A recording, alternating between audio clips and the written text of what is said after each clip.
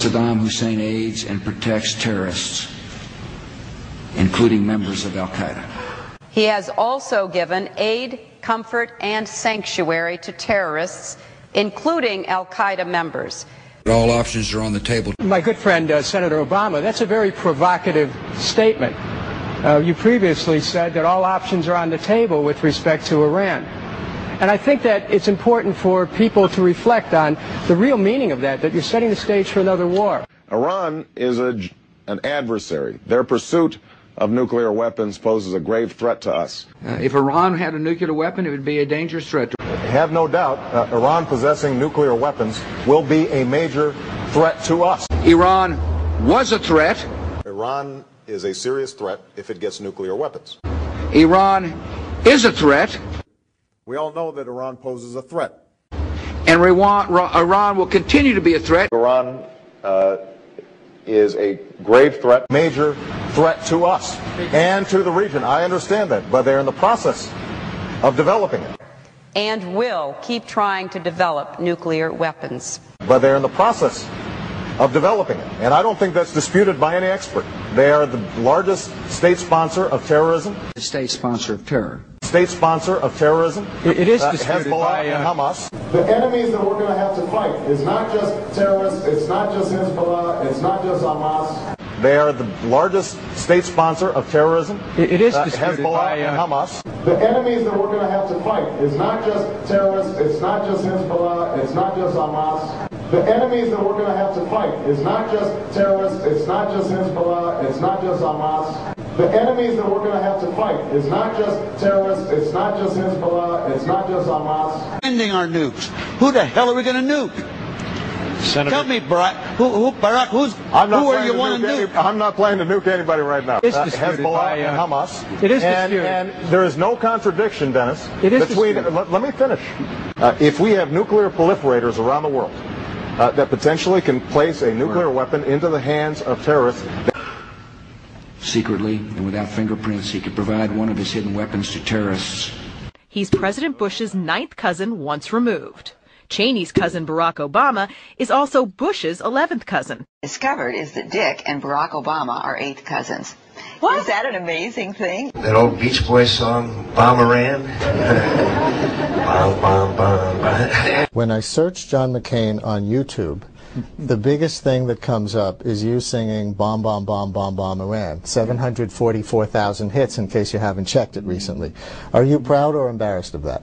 I'm proud. They would establish a theocracy on this earth. If you think you're going to engage the United States military, then be prepared that the next thing you see will be the gates of hell.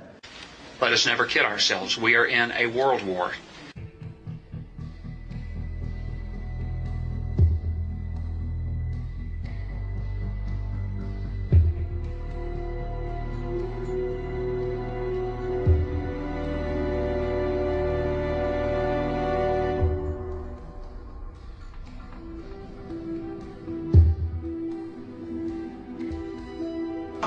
The year is 1917, and Representative Oscar Callaway enters a disturbing statement into the U.S. congressional record.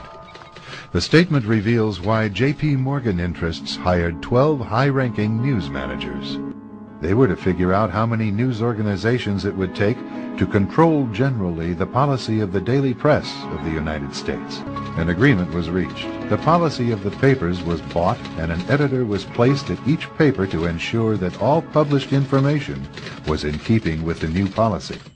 Soon, that policy would be defined by a front group formed by J.P. Morgan and his colleagues, the Council on Foreign Relations. Today, the CFR maintains that its goal is to increase America's understanding of the world. For 2 years, Professor Carroll Quigley is allowed to examine the confidential papers and secret records of this network. Quigley reveals that these men aim to create a world system of financial control in private hands, able to dominate the political system of each country and the economy of the world as a whole. In short, they seek total and quiet control of the entire world, and the CFR is their most visible conduit for carrying out that agenda. CFR members include America's wealthiest tycoons, as well as the highly placed elite in government, academic institutions, tax-exempt foundations, and the establishment media. Ruling Class Journalists, written by Richard Harwood, describes the CFR membership as the ruling establishment in the United States. The Washington Post article boasted that news reporters who are CFR members do not merely analyze and interpret foreign policy for the United States, they help make it.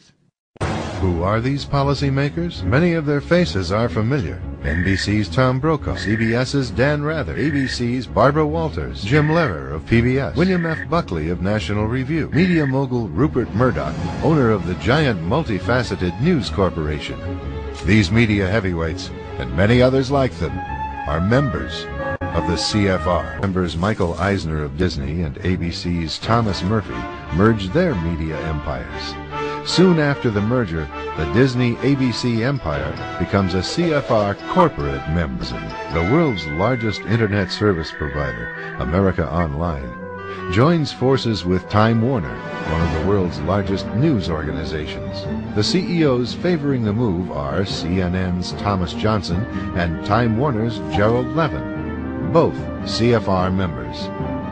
Once again, another media giant is created under the shadow of CFR influence.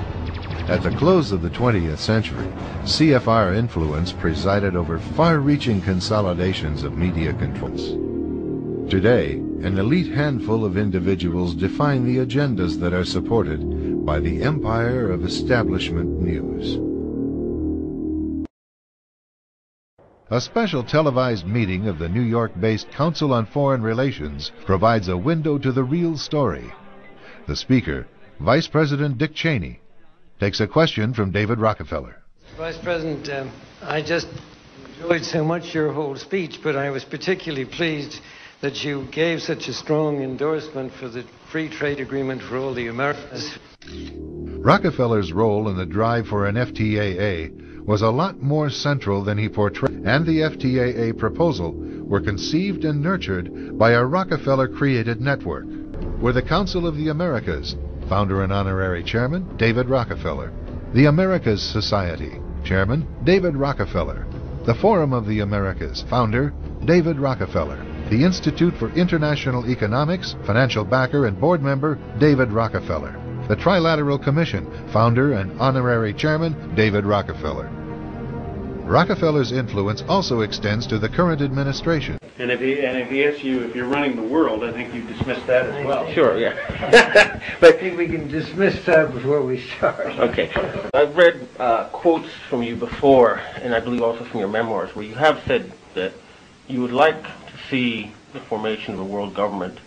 I think whatever you heard was misrepresented my feelings. There's a quote if you go to Wikipedia and Google under David Rockefeller saying yes. that. Now, what I've told you is my sure. feeling. Well, what if the candidate Ron Paul, who's talking about bringing the powers of the Federal Reserve back to the U.S. government, under the presidential control or control of Congress? I haven't read about that. It's an issue. But he's one of the Republican. He's a Republican candidate, and that's what he's publicly calling for. So,